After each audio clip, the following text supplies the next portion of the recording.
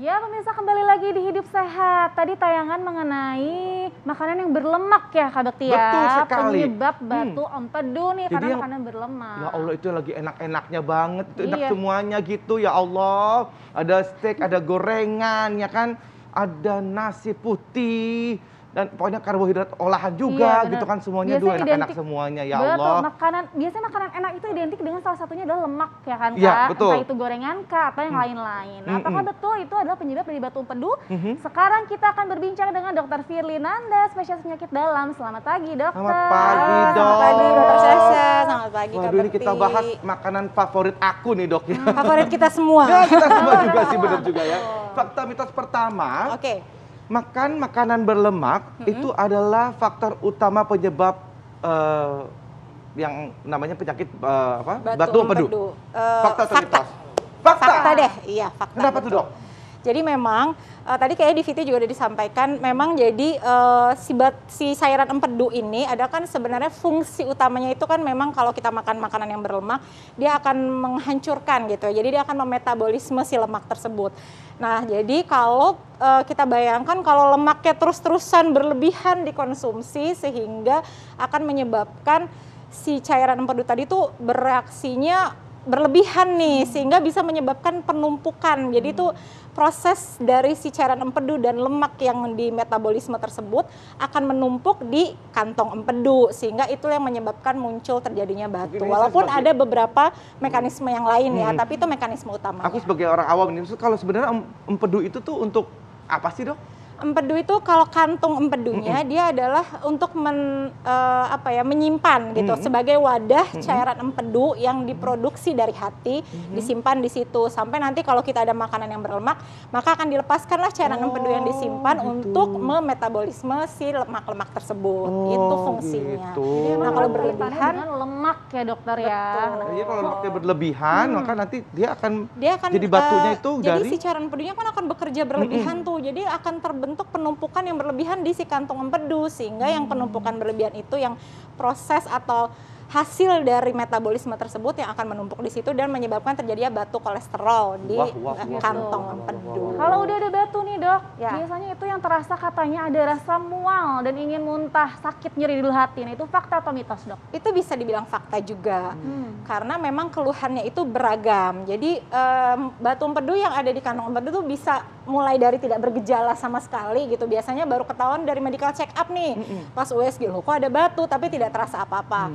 Nah, sampai gejala yang muncul itu adalah mulai dari nyeri. Sebenarnya terutama nyerinya di perut kanan atas kanan atas di mana letak kantong empedu ada di situ.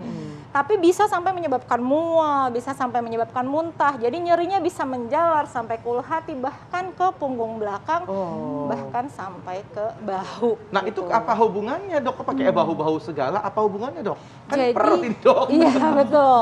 Jadi Kak Bekti kalau di tubuh kita ini nyeri itu bisa disalurkan, Ya, bisa karena ada saraf-saraf yang terhubung dari di satu titik nyeri, misalkan di sini atau bahkan di yang kita suka tahu usus buntu nih gitu. Tapi di daerah situ tuh nyeri bisa disebarkan Kak Bekti. Jadi kalau misalnya kayak nyeri dada, jantung bisa sampai ke belakang ke sini karena ada saraf-saraf yang terlibat, ada pembuluh darah yang terlibat sehingga bisa menyebabkan nyeri yang disebarkan atau diluaskan. Gitu. Tapi bener nggak sih cuman gara-gara makan berlemak doang dok itu buat jadi batu empedu?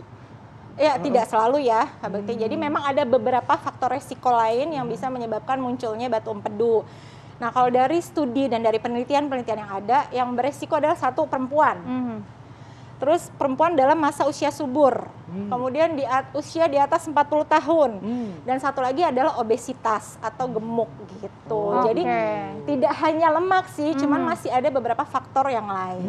Mungkin kita akan membahasnya lebih lanjut lagi ya dok ya. Nah pemirsa pasti penasaran, jangan kemana-mana, tetap di Hidup Sehat. Ya kembali lagi di Hidup Sehat pemirsa, kita masih membahas tentang batu empedu nih bersama dengan Dr. Firly. Tadi kita bahas orang-orang yang lebih beresiko tinggi untuk mengalami batu empedu tuh dok. Tadi apa aja dok? Perempuan. Perempuan. Gender perempuan nih. Kemudian usia di atas 40 tahun. Usia dari 40. Kemudian obesitas dan kemudian wanita-wanita yang dalam masa usia subur atau fertil ya. Oke, gitu. jadi pada saat kalau ada faktor risiko ini harus lebih waspada ya dok ya. Jadi bukan hanya dari lemak saja, tapi faktor-faktor risiko yang lain juga. Nah, dok, kalau misalkan ada kayak semacam makanan-makanan yang mengandung omega 3 tinggi seperti itu, apakah juga bisa membuat batu empedu juga, dok? Oh tidak itu ya? tidak bisa membuat batu. Karena kan omega 3 kan bagus kan ya gitu loh. Justru dia kan rendah lemak, jadi tidak membuat resiko terbentuknya batu empedu. Oh gitu tuh. Jadi ya akhirnya kalau misalnya ada yang merasa bahwa kadang-kadang kan kuning telur gitu kan dikiranya kan kayak tadi tuh ya diinformasikan bahwa ternyata kuning telur itu kolesterol gitu kan ternyata. Tapi ternyata kalau memang omega 3-nya tinggi maka tidak akan membuat batu empedu atau kolesterol ya, dok? Iya, Justru betul. bagus ya. Justru bagus malah. Tadi ya baik dokter. Lalu selanjutnya ini fakta mitos berikutnya nih Kak Bekti. Ya. Tadi apa ya Kak Bekti fakta mitos berikutnya? Nah, pengangkatan empedu itu akan dilakukan jika sudah mengganggu aktivitas dan kesehatan seseorang. Fakta atau mitos, dok? Fakta. Fakta.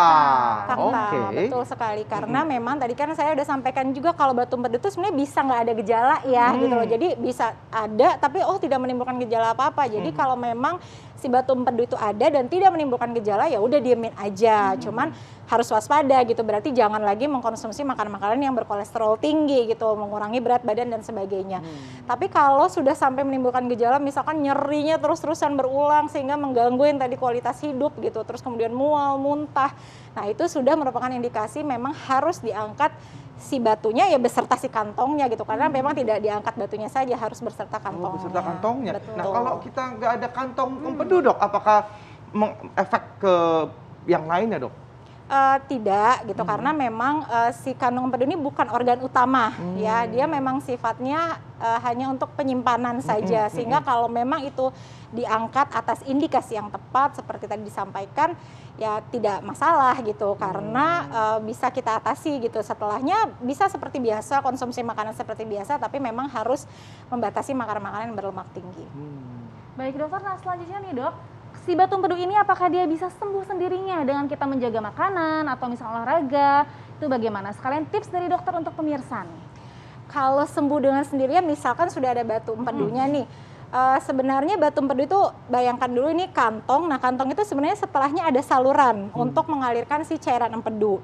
Nah batu ini kalau kecil dia sebenarnya bisa jalan-jalan nih mulai dari kantong menuju ke saluran bahkan bisa keluar sendiri akhirnya di usus karena kan memang saluran itu menujunya usus ya.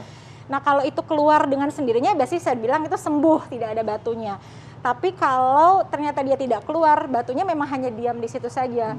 Dengan kita melakukan pembatasan makanan berkolesterol, kemudian aktivitas, si batunya sebenarnya tetap ada di situ, tidak bisa hilang. Tapi kita harus tetap melakukan kegiatan aktivitas fisik yang baik, mengurangi makanan yang berkolesterol, mengurangi berat badan, tentunya untuk mencegah ada batu lagi gitu kan. Dan akhirnya nanti bikin nyeri, akhirnya diangkat deh. Oke. Ya, penting banget ya Kak Bekti menjalani pola hidup sehat karena kemana-mana kan Kak ya. Betul, dan jaga makan yang sehat juga ya.